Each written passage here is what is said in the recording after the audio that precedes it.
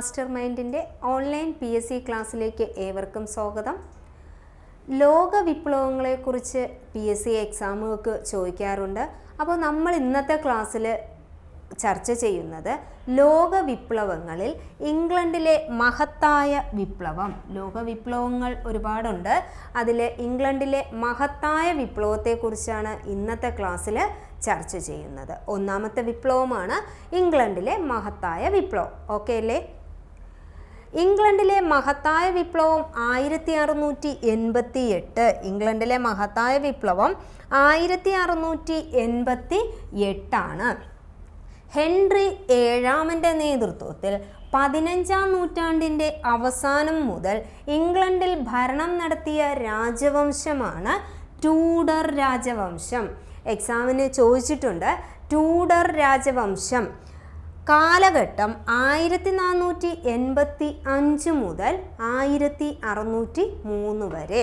Henry ഏഴാമൻ്റെ നേതൃത്വത്തിൽ 15-ാം നൂറ്റാണ്ടിൻ്റെ അവസാനം മുതൽ ഇംഗ്ലണ്ടിൽ ഭരണം നടത്തിയ രാജവംശമാണ് ടൂഡർ രാജവംശം. ടൂഡർ രാജവംശം കാലഘട്ടം 1485 മുതൽ 1603 വരെ. 85 മുതൽ 1603 വരെ. ഈ ടൂഡർ രാജവംശത്തിൻ്റെ പ്രത്യേകതകളായിരുന്നു: ഇവർ ഫ്യൂഡൽ പ്രഭുക്കന്മാരുടെ അധികാരങ്ങളെ നിയന്ത്രിച്ചു. ഇംഗ്ലണ്ടിലെ ഫ്യൂഡൽ പ്രഭുക്കന്മാരുടെ അധികാരങ്ങൾ നിയന്ത്രിച്ച രാജവംശമായിരുന്നു ടൂഡർ രാജവംശം.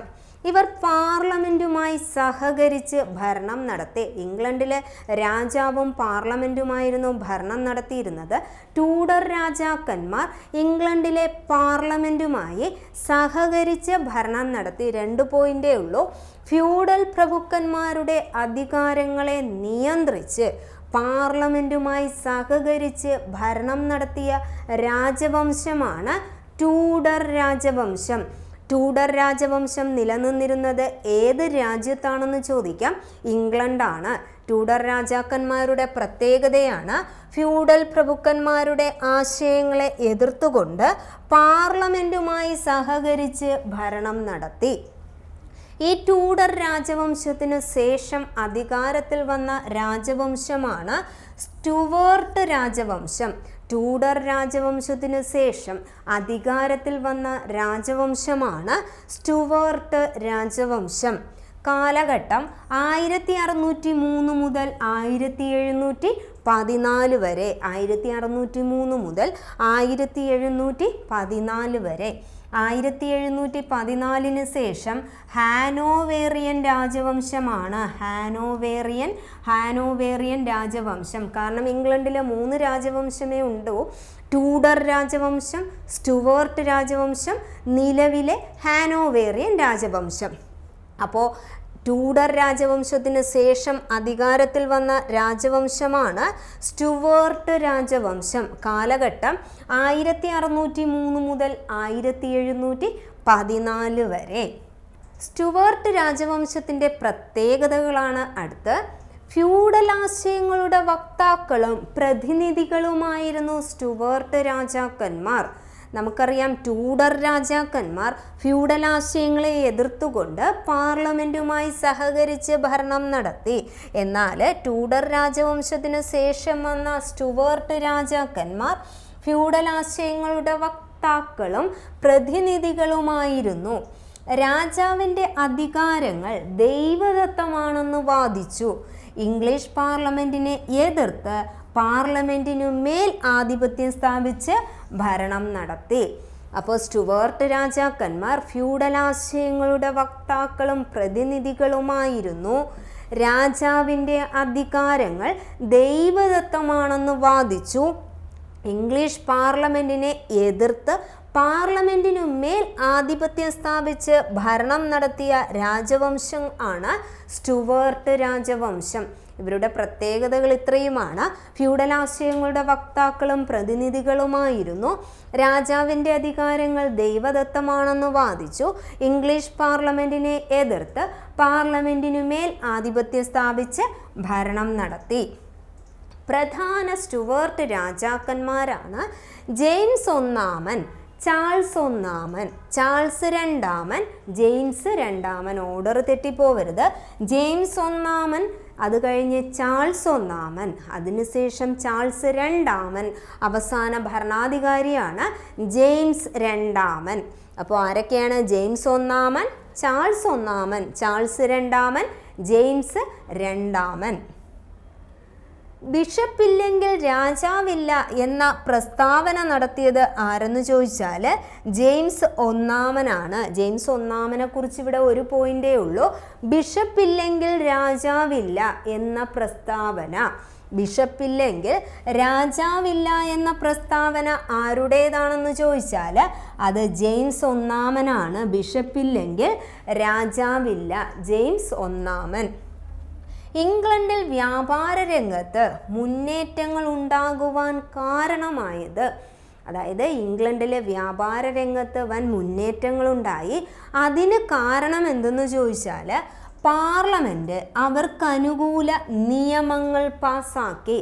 പാർലമെൻറ്റിനു മേൽ ആധിപത്യം സ്ഥാപിച്ചാണ് സ്റ്റുവർട്ട് രാജാക്കന്മാർ ഭരിച്ചത്. അതിനെ എതിർത്തുകൊണ്ട് പാർലമെൻറ്റ് നമ്മുടെ വ്യാപാരികൾക്ക് അനുകൂലമായ നിലപാടുകൾ എടുത്തത് വ്യാപാര രംഗത്ത് ഇംഗ്ലണ്ടിൽ വൻ മുന്നേറ്റങ്ങൾ ഉണ്ടാകുവാൻ കാരണമായി. പാർലമെൻറ്റ് അവർക്ക് അനുകൂല നിയമങ്ങൾ പാസാക്കി. അടുത്ത പോയിന്റാണ്, സമ്പന്നരായ ഭൂവുടമകളും വ്യാപാരികളും വിദ്യാസമ്പന്നരായ അഭിഭാഷകരും ഡോക്ടർമാരും ഉയർന്ന ഉദ്യോഗസ്ഥരും അടങ്ങുന്ന ഒരു മധ്യവർഗം ഇംഗ്ലണ്ടിൽ രൂപം കൊണ്ടു. ഈ മധ്യവർഗത്തിൽ ഉൾപ്പെടുന്നത് ആരൊക്കെയെന്ന് വെച്ചാൽ സമ്പന്നരായ ഭൂവുടമകൾ, വ്യാപാരികൾ, വിദ്യാസമ്പന്നർ, അഭിഭാഷകർ, ഡോക്ടർമാർ, ഉയർന്ന ഉദ്യോഗസ്ഥർ, ഇവരടങ്ങുന്ന ഒരു മധ്യവർഗം ഇംഗ്ലണ്ടിൽ രൂപം കൊണ്ടു.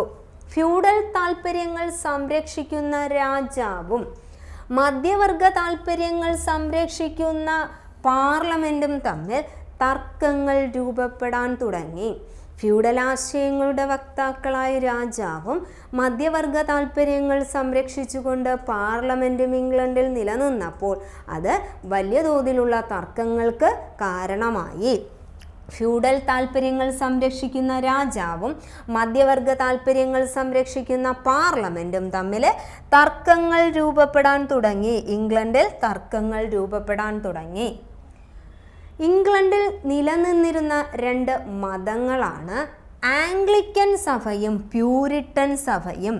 ഇംഗ്ലണ്ടിൽ നിലനിന്നിരുന്ന രണ്ട് മതങ്ങളാണ് ആംഗ്ലിക്കൻ സഭയും പ്യൂരിട്ടൻ സഭയും. ചോദിക്കാം, ആംഗ്ലിക്കൻ സഭ ഏത് രാജ്യത്ത് നിലനിന്നിരുന്ന മതമാണ്? ഇംഗ്ലണ്ട്. അല്ലെങ്കിൽ പ്യൂരിട്ടൻ സഭ ഏത് രാജ്യത്ത് നിലനിന്നിരുന്ന മതമാണ്? ഇംഗ്ലണ്ട്. അപ്പോൾ ഇംഗ്ലണ്ടിൽ നിലനിന്നിരുന്ന രണ്ട് മതങ്ങളാണ് ആംഗ്ലിക്കൻ സഭയും പ്യൂരിട്ടൻ സഭയും. പ്രാർത്ഥനാ പുസ്തകത്തെ അടിസ്ഥാനമാക്കി എലിസബത്ത് രാജ്ഞി രൂപീകരിച്ച മതമാണ് ആംഗ്ലിക്കൻ സഭ. എന്താണ് ഈ പ്രാർത്ഥനാ പുസ്തകം എന്ന് വെച്ചാൽ, മതനവീകരണത്തെ തുടർന്ന് ഇംഗ്ലണ്ടിലുണ്ടായിരുന്ന കത്തോലിക്ക വിശ്വാസത്തെ എതിർത്തുകൊണ്ട് ഹെൻറി എട്ടാമൻ പുതിയൊരു മതം രൂപീകരിക്കുന്നതിന് വേണ്ടിയുള്ള മുൻകരുതലുകൾ ആരംഭിക്കും. എന്നാൽ അദ്ദേഹത്തിൻ്റെ മരണശേഷം അദ്ദേഹത്തിൻ്റെ മകനായ എഡ്വേർഡ് ആറാമൻ ഒരു പ്രാർത്ഥനാ പുസ്തകം രൂപീകരിക്കുന്നു.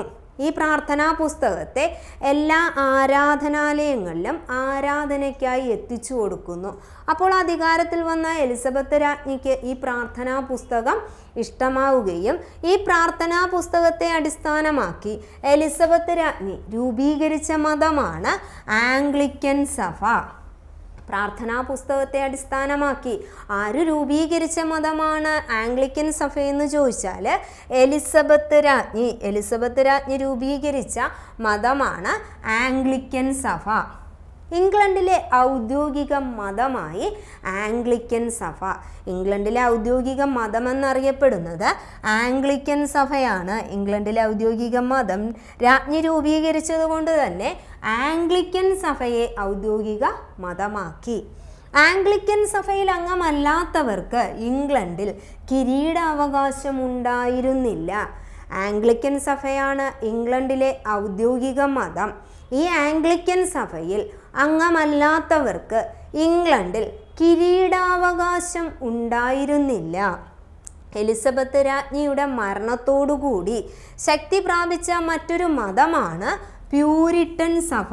എലിസബത്ത് രാജ്ഞിയുടെ മരണത്തിന് ശേഷമാണ് ഈ പ്യൂരിറ്റൻ സഭ ശക്തി പ്രാപിക്കുന്നത്. കാരണം ആംഗ്ലിക്കൻ സഭയാണ് ഇംഗ്ലണ്ടിലെ ഔദ്യോഗിക മതം. അതുപോലെ തന്നെ ആംഗ്ലിക്കൻ സഭയിൽ അംഗമല്ലാത്തവർക്ക് ഇംഗ്ലണ്ടിൽ കിരീടാവകാശം ഉണ്ടായിരുന്നില്ല. അതുകൊണ്ട് മുഖ്യ ആൾക്കാരും ആംഗ്ലിക്കൻ സഭയിൽ അംഗമായിരുന്നു. എലിസബത്ത് രാജ്ഞിയുടെ മരണത്തിന് ശേഷം പ്യൂരിറ്റൻ സഭ ഇംഗ്ലണ്ടിൽ ശക്തി പ്രാപിച്ചു. അപ്പോൾ ഇംഗ്ലണ്ടിൽ നിലനിന്നിരുന്ന രണ്ട് മതങ്ങളാണ് ആംഗ്ലിക്കൻ സഭയും പ്യൂരിറ്റൻ സഭയും. ഇംഗ്ലണ്ടിൽ നിലനിന്നിരുന്ന രണ്ട് മതങ്ങളാണ് ആംഗ്ലിക്കൻ സഭയും പ്യൂരിറ്റൻ സഭയും. ആംഗ്ലിക്കൻ സഭ രാജാവിൻ്റെ താല്പര്യങ്ങളോടൊപ്പവും രാജ്ഞി രൂപീകരിച്ച മതമാണ് ആംഗ്ലിക്കൻ സഭ. അതുകൊണ്ട് ആംഗ്ലിക്കൻ സഭ രാജാവിൻ്റെ താല്പര്യങ്ങളോടൊപ്പവും പ്യൂരിറ്റൻ സഭ പാർലമെൻറ്റിൻ്റെ താല്പര്യങ്ങളോടൊപ്പവും നിലനിന്നു. ആംഗ്ലിക്കൻ സഭ രാജാവിൻ്റെ താല്പര്യങ്ങളോടൊപ്പവും പ്യൂരിറ്റൻ സഭ പാർലമെൻറ്റിൻ്റെ താല്പര്യങ്ങളോടൊപ്പവും നിലനിന്നു.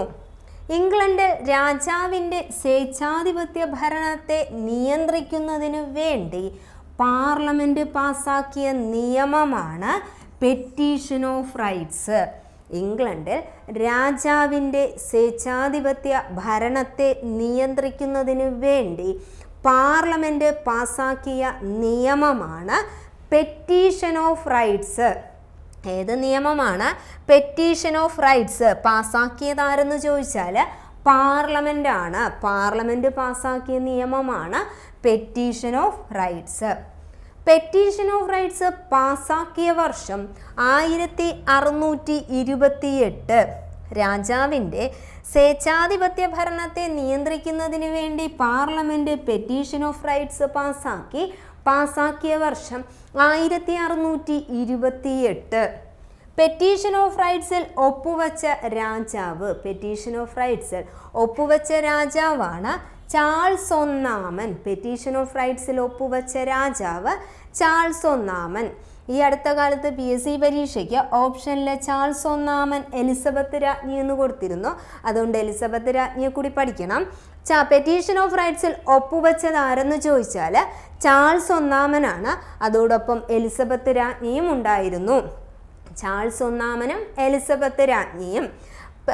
ചാൾസ് ഒന്നാമൻ മാത്രമേ ഓപ്ഷനിലുള്ളൂവെങ്കിൽ അത് എഴുതുക. ചാൾസ് ഒന്നാമനും എലിസബത്ത് രാജ്ഞിയുമാണെങ്കിൽ അതിൽ ആ ഓപ്ഷൻ എഴുതണം. പെറ്റീഷൻ ഓഫ് റൈറ്റ്സിൽ ഒപ്പുവെച്ച രാജാവ് ആരെന്ന് ചോദിച്ചാൽ ചാൾസ് ഒന്നാമൻ. സാധാരണ ജനങ്ങൾക്ക് പാർലമെൻറ്റിൽ കൂടുതൽ അധികാരങ്ങൾ നൽകുന്ന നിയമമായിരുന്നു പെറ്റീഷൻ ഓഫ് റൈറ്റ്സ്. സാധാരണ ജനങ്ങൾക്ക് പാർലമെൻറ്റിൽ കൂടുതൽ അധികാരങ്ങൾ നൽകുന്ന നിയമമായിരുന്നു പെറ്റീഷൻ ഓഫ് റൈറ്റ്സ്. രാജാവിൻ്റെ സ്വേച്ഛാധിപത്യപരമായ ഭരണം അവസാനിപ്പിക്കുന്നതിന് വേണ്ടി കൊണ്ടുവന്ന നിയമമാണ് petition of rights. Petition of rights പാസാക്കിയ വർഷം 1628. പെറ്റീഷൻ ഓഫ് റൈറ്റ്സിൽ ഒപ്പുവെച്ച രാജാവ് ചാൾസ് ഒന്നാമൻ. ചാൾസ് ഒന്നാമൻ്റെ കൂടെ എലിസബത്ത് രാജ്ഞി ഉണ്ടെങ്കിൽ അതെഴുതണം. സാധാരണ ജനങ്ങൾക്ക് പാർലമെൻറ്റിൽ കൂടുതൽ അധികാരങ്ങൾ നൽകുന്ന നിയമമായിരുന്നു പെറ്റീഷൻ ഓഫ് റൈറ്റ്സ്. സാധാരണ ജനങ്ങൾക്ക് പാർലമെൻറ്റിൽ കൂടുതൽ അധികാരങ്ങൾ നൽകുന്ന ഈ നിയമമായിരുന്നു പെറ്റീഷൻ ഓഫ് റൈറ്റ്സ്. ഈ പെറ്റീഷൻ ഓഫ് റൈറ്റ്സിൽ ഉൾപ്പെടുത്തിയിരിക്കുന്ന നിയമങ്ങൾ എന്തൊക്കെയാണെന്ന് നോക്കാം. അതിൽ ഒന്നാമത്തതാണ് പാർലമെൻറ്റിൻ്റെ അനുമതിയില്ലാതെ നികുതികൾ ചുമത്താൻ പാടില്ല. പാർലമെൻറ്റിൻ്റെ അനുമതിയില്ലാതെ നികുതികൾ ചുമത്താൻ പാടില്ല.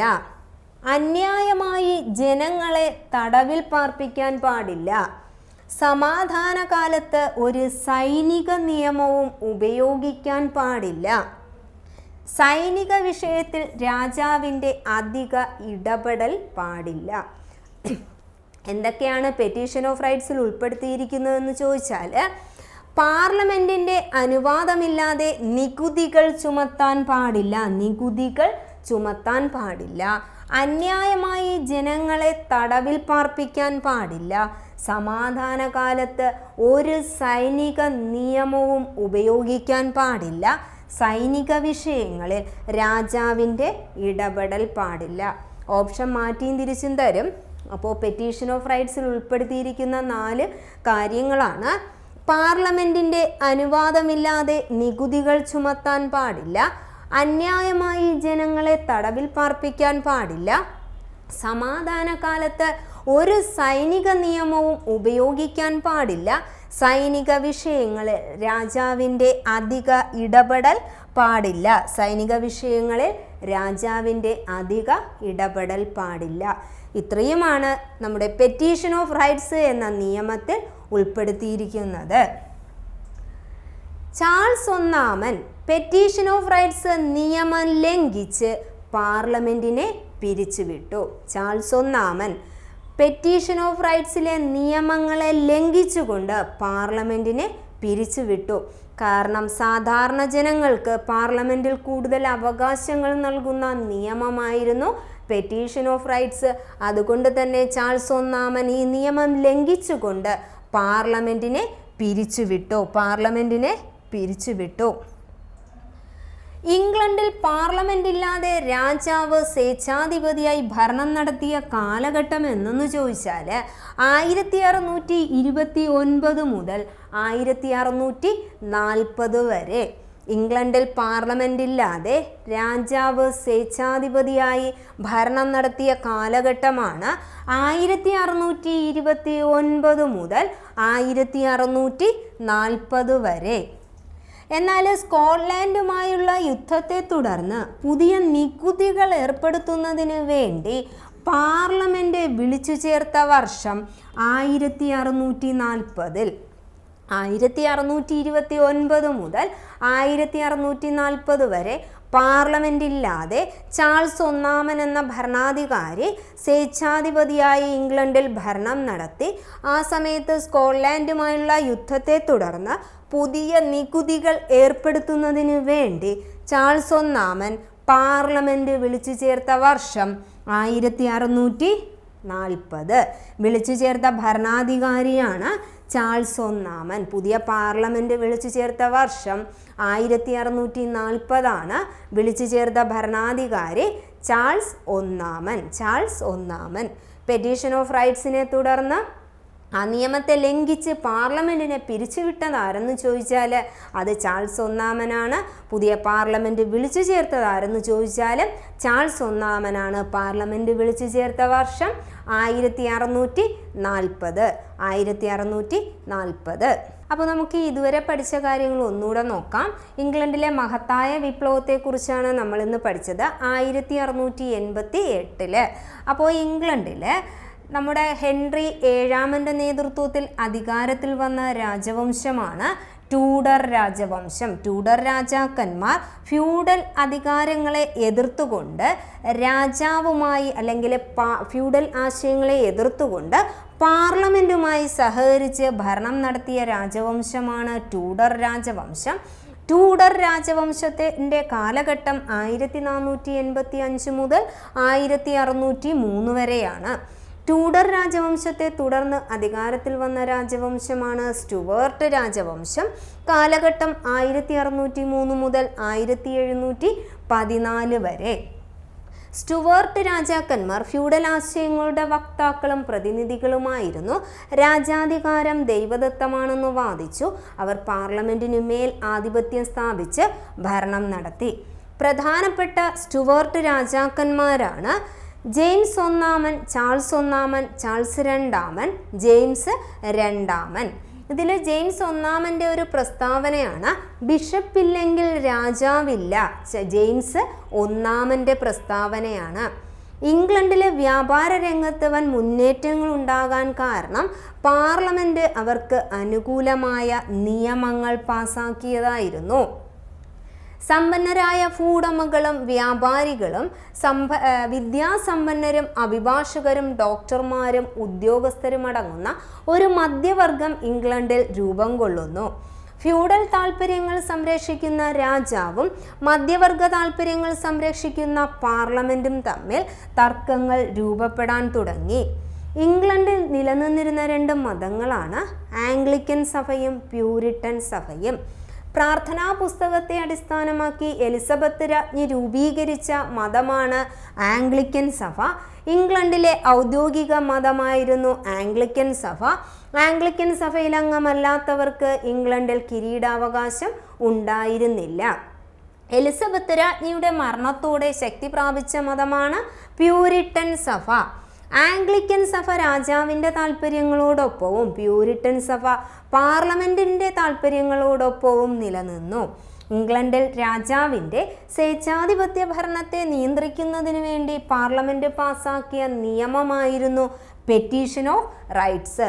പെറ്റീഷൻ ഓഫ് റൈറ്റ്സ് പാസാക്കിയ വർഷം 1628 പെറ്റീഷൻ ഓഫ് റൈറ്റ്സിൽ ഒപ്പുവെച്ചത് ചാൾസ് ഒന്നാമൻ. എലിസബത്ത് രാജ്ഞിയെ കൂടെ ഇവിടെ ഓർത്തു വയ്ക്കണം. സാധാരണ ജനങ്ങൾക്ക് പാർലമെൻറ്റിൽ കൂടുതൽ അധികാരങ്ങൾ നൽകുന്ന നിയമമായിരുന്നു petition of rights. Petition of റൈറ്റ്സിൽ പ്രതിപാദിക്കുന്നത് പാർലമെൻറ്റിൻ്റെ അനുമതിയില്ലാതെ നികുതികൾ ചുമത്താൻ പാടില്ല, അന്യായമായി ജനങ്ങളെ തടവിലാക്കാൻ പാടില്ല, സമാധാനകാലത്ത് ഒരു സൈനിക നിയമവും ഉപയോഗിക്കാൻ പാടില്ല, സൈനിക വിഷയത്തിൽ രാജാവിൻ്റെ അധിക ഇടപെടൽ പാടില്ല. ചാൾസ് ഒന്നാമൻ ഈ നിയമം ലംഘിക്കുകയും പാർലമെൻറ്റിനെ പിരിച്ചുവിടുകയും ചെയ്തു. ഇംഗ്ലണ്ടിൽ പാർലമെൻറ്റില്ലാതെ രാജാവ് സ്വേച്ഛാധിപതിയായി ഭരണം നടത്തിയ കാലഘട്ടമാണ് 1629 മുതൽ 1640 വരെ. സ്കോട്ട്ലാൻഡുമായുള്ള യുദ്ധത്തെ തുടർന്ന് ഇങ്ങനെ സ്വേച്ഛാധിപതിയായി ഭരണം നടത്തുമ്പോൾ സ്കോട്ട്ലാൻഡുകാരെ യുദ്ധത്തിന് വരുന്നു. ആ യുദ്ധത്തെ തുടർന്ന് പുതിയ നികുതികൾ ഏർപ്പെടുത്തുന്നതിന് വേണ്ടി പാർലമെൻറ്റ് വിളിച്ചു ചേർത്ത വർഷം 1640 വിളിച്ചു ചേർത്ത ഭരണാധികാരി ചാൾസ് ഒന്നാമൻ. ഇനി നിങ്ങൾക്ക് PSC മത്സര പരീക്ഷകളിൽ SCERT പാഠഭാഗങ്ങളിൽ നിന്നും ഒരു മാർക്ക് പോലും നഷ്ടമാകില്ല. SCERT പാഠപുസ്തകങ്ങൾ അധിഷ്ഠിതമാക്കി പ്രഗത്ഭരായ അധ്യാപകരുടെ മേൽനോട്ടത്തിലുള്ള വിശദമായ വീഡിയോ ക്ലാസുകൾ, ഒപ്പം തന്നെ നിങ്ങളുടെ പഠനം ലളിതമാക്കുന്നതിനായി SCERT ചോദ്യോത്തരങ്ങൾ ക്വിസ് രൂപത്തിൽ തയ്യാറാക്കി നൽകിയിരിക്കുന്നു. ഇനി എന്തിനു മടിച്ചു നിൽക്കണം? ആവശ്യമുള്ളത് മാത്രം പഠിച്ച് ചുരുങ്ങിയ സമയം കൊണ്ട് ഉദ്യോഗാർത്ഥിയിൽ നിന്നും ഉദ്യോഗസ്ഥരാകൂ. Master mind mobile application install ചെയ്ത് പഠനം ആരംഭിക്കും.